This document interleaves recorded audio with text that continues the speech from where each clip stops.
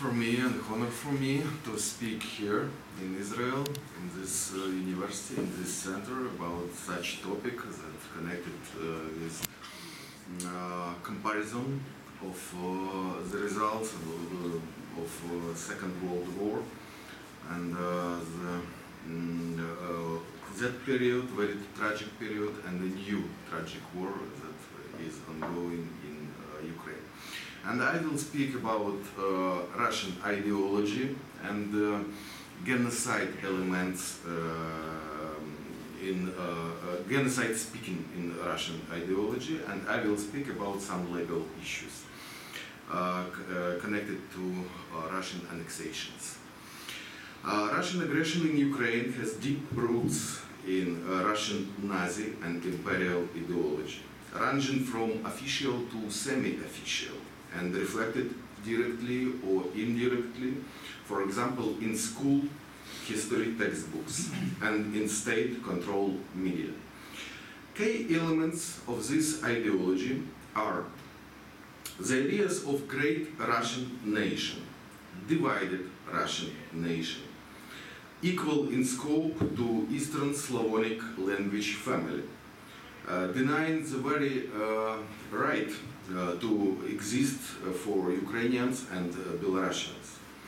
The ideas of Russian world, in brackets, in the meaning of specific living space for Russian people, with domination over other peoples in the whole region, domination of over the peoples in other states.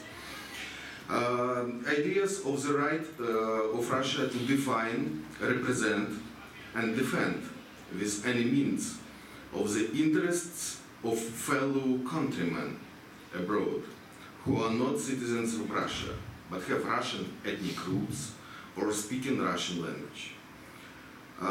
Ideas of the gaining back historical lands of Russia, embracing all the countries that once in history were subject and forcibly included to Russian Empire or Soviet Union.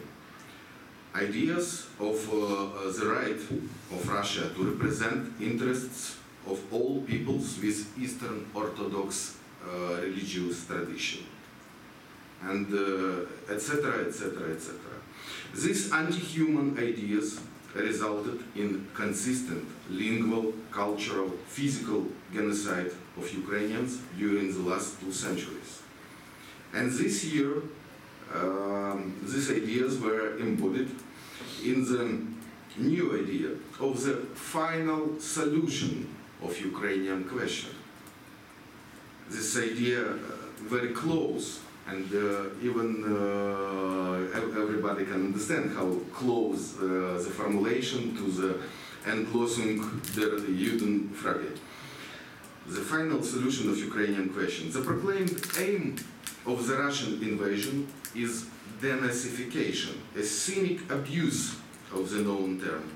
That means here that Ukrainians have no right to live. On the level of every individual, they have to recognize themselves to be an integral part of Russian nation and be deprived of their consciousness, of their language, of their culture, history, and of their sovereign statehood. Or, if they refuse to do it, they call to be Nazis. They call Ukrainians Nazis. And Ukrainians has to be immediately killed or placed to concentration camps for torturing, re-education, or to be deported and dispersed among Russian population. In the article on the historical unity of Russians and Ukrainians, it's a very well-known article by Putin, published in previous year. In the speeches, several official speeches, public speeches, before the Defense Council and before Russian population, President Putin stated that Russians and Ukrainians are the one people, a single whole, the part of a single spiritual space, The independence of Ukraine was proclaimed a tragedy, being the result of own mistakes and targeted work of external forces that always strive to undermine the unity. The self-sufficiency of Ukrainian language and the culture were denied. They were acknowledged as some peculiarities in the Russian language and culture, late and incidental Petit Rus cultural identity in confines of great Russian nation. And these peculiarities are located only in the western and central Ukraine, while the eastern and southern parts are genuine Russian.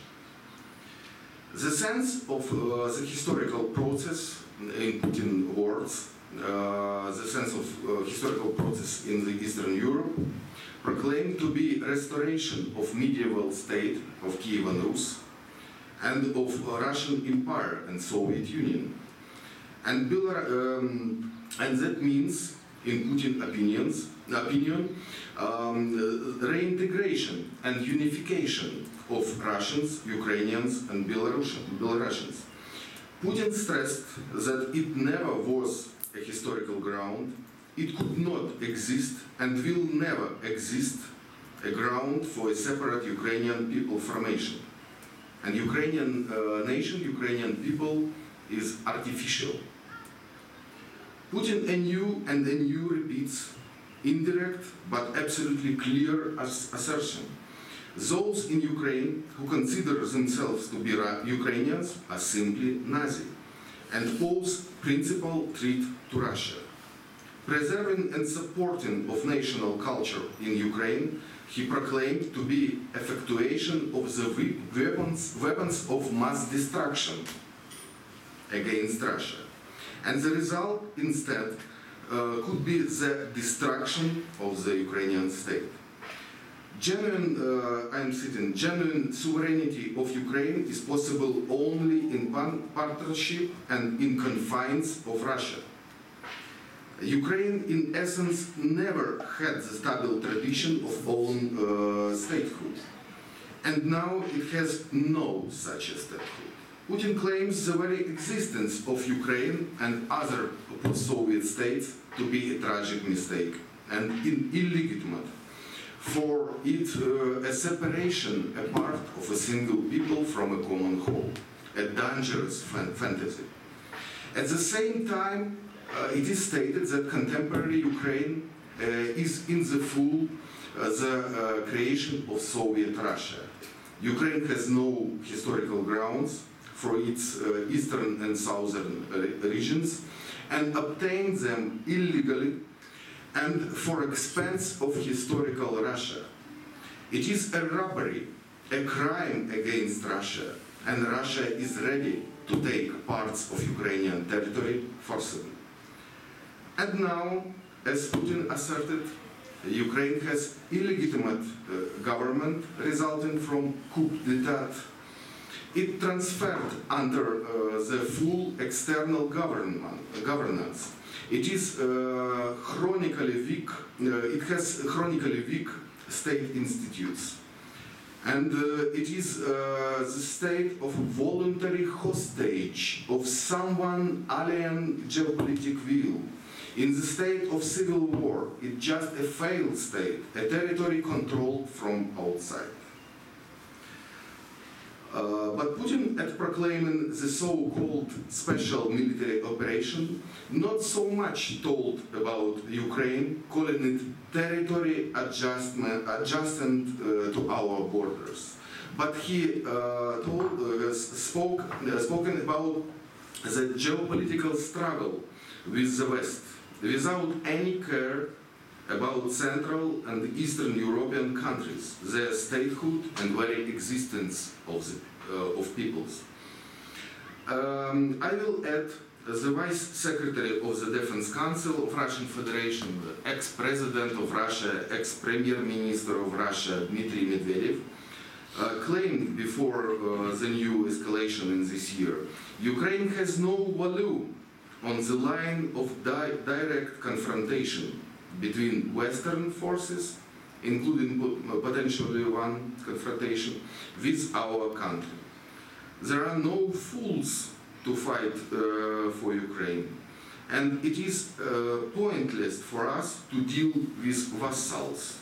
Business must be done with suzerain. He meant United States as a sovereign. In February of this year, Russian official news agency RIA Novosti proclaimed a new world is being born before our eyes. Vladimir Putin took upon himself, without a drop of exaggeration, a historical responsibility, deciding not to leave the solution of Ukrainian question to future generations. Now this problem is gone. It's officially news. Ukraine has returned to Russia. This does not mean that its statehood will be liquidated, but it will be reorganized, re-established, and returned to its natural state of part of the Russian world. Within what boundaries, the boundaries of Russian world, in which form will the alliance with Russia be consolidated? This will be decided after the end. The end is put in the history of Ukraine as anti-Russia. In any case, the period of the split of the Russian people is coming to the end. So, final solution. All the public documents of highest Russian officials analyzed here, as well as official informational channels content, are the evidence that the very style of thinking of this regime has a genocide character. The Nuremberg trial issues are not overcome. They are still the agenda. But the problem is not with the regime. The problem is with Russian people, with society that constantly requiring and demanding such a regime. Putin not an inventor. When you are listening to Putin genocide speeches, he's almost literally cites Russian textbooks, just school textbooks. It's a level of Putin. He is almost citing Russian school textbooks. And if you will ask average people, not all, of course not everyone the same, but the very vast majority of Russians, and especially in Russian regions, you will hear the same words. They're speaking the same words and the same as Putin. Present armed conflict is a consequence of a crime of aggression of Russia against Ukraine, committed at least from February 2014. Started in days when President Yanukovych was still in office in Kiev. Of course, the crime had been prepared by Russia for a long time. And in this year, February 24, started a new armed escalation of the already existing conflict, which has been going on since 2014. Accordingly, the issue of international criminal responsibility for the Russian Federation, its leaders and servants of the armed forces, as well as collaborators from among Ukrainian citizens, should cover all crimes committed after February 2014. Russia's hybrid war against Ukraine, covering a combination of political force, economic, diplomatic, informational, and other means of pressure to subjugate or otherwise limit the sovereignty of Ukraine. And it lasts for more than 20 years. One of the manifestations of hybrid war are economic wars, waged by Russia against Ukraine since about 20 years.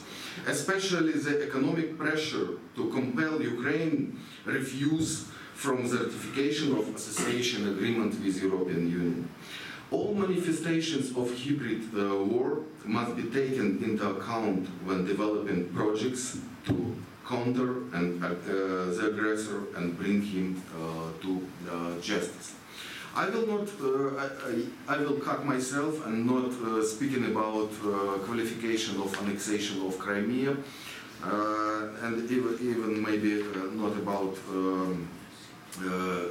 issues of Donbass of the 8 years. I will just say some more words about the events of this year.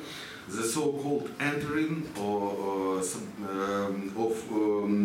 Inter-Russian Federation of parts of Donetsk, Luhansk, Zaporizhia and Kherson region. In course of a new phase of Russian aggression this year, were occupied new territories, including parts of Donetsk, Lugansk, Zaporizhia and Kherson regions. Not speaking about others, because they were already liberated for the moment. In all of them, Russia appointed its occupational military civil administrations, consisted of collaborators, and proclaimed a new administrative center of the occupied part of the Zaporizhia region. Even no attempts were made to imitate any elections. On 27th of September, on territories of Zaporizhia and Kherson, fake referendums were organized on separation from Ukraine, constituting new independent states and entering into Russia with results from 87 to 99% positive votes. Next day, the states appealed to Putin for entering into Russia. 2 days more, Putin recognized these new states I am sitting in accordance with generally recognized principles and norms of international law, recognizing and reaffirming the principle of equal rights and self-determination of peoples, enshrined in the Charter of the United Nations, taking into account the will of the peoples. Quite funny that even names of these independent states existed for 2-3 days, were preserved. One state is Zaporizhia region, and the other state is Kherson region. Good names for states. 2 days more, the treaties about the admission of all said 4 territories to Russian Federation were signed. On the 2nd of October, the Constitutional Court of Russia decided that these treaties are in accordance with the Constitution of Russian Federation. Next day, the treaties were ratified by lower chamber of Russian Parliament, 1 day more by upper chamber of Russian Parliament. And the very same day, Putin signed respective law on promulgated the law.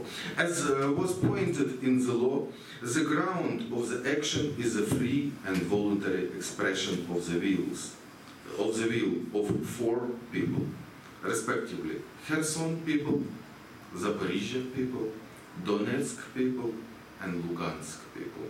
We have 4 people more now on the on the map, and all this vaudeville that I have described took just 1 week.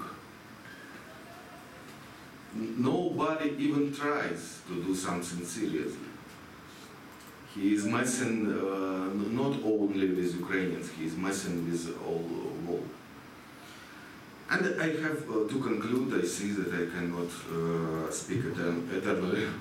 Of course, it is impossible to analyze all international legal problems arose during this war as it lasts already almost 9 years. What do I want to stress here? First, that the root of the aggression is in Russian imperial thinking, with elements of racism and religious messianism. And these last for centuries. In truth, Putin just repeated the passages that are presented in every Russian textbook on history. That is a part of Russian national consciousness. This makes Russia itself and its society ready for aggression and even for genocide of neighboring nations, as Russians done traditionally in confines of their empire in Tsarist and Soviet times. So not only the current regime is guilty of terrible crimes of Russia committed, and not only just average soldiers, it's not just an excess, it's not just a negligence, this intent, this clear intent. We should talk about the responsibility of whole state and society, not only of political and military leaders and soldiers. I have to repeat here, the problem is not with the criminal regime, but with weak society that constantly requiring and demanding such a regime. Second, 6 in full or partly occupied regions, the Autonomous Republic of Crimea, the city of Sevastopol, Donetsk, Lugansk, Zaporizhia, and Kherson regions should be considered annexed to the Russian Federation as a result of its aggression against Ukraine in the form of partial occupation of Ukrainian territories, followed by declaring the occupied territories entry in the Russian Federation under so-called treaty with illegitimate Russian-controlled entities. But the very qualification in this small paragraph is possible on the summarizing of dozens of decisions of contemporary international courts and tribunals, of some conventions enacted more than 100 years before, on some acts and judicial practice even of League of Nations. It's not normal. The lack of fundamental concepts, definition in international law, like definitions of state, definition of people, is just an example showing the problems in international law. We are not enough ready to draw any lessons from the most tragic war ever, the Second World War, as well as from ongoing most tragic war of this century, of the 21st century, the Russia's war against all civilized world, humanity and Ukraine. Thank you.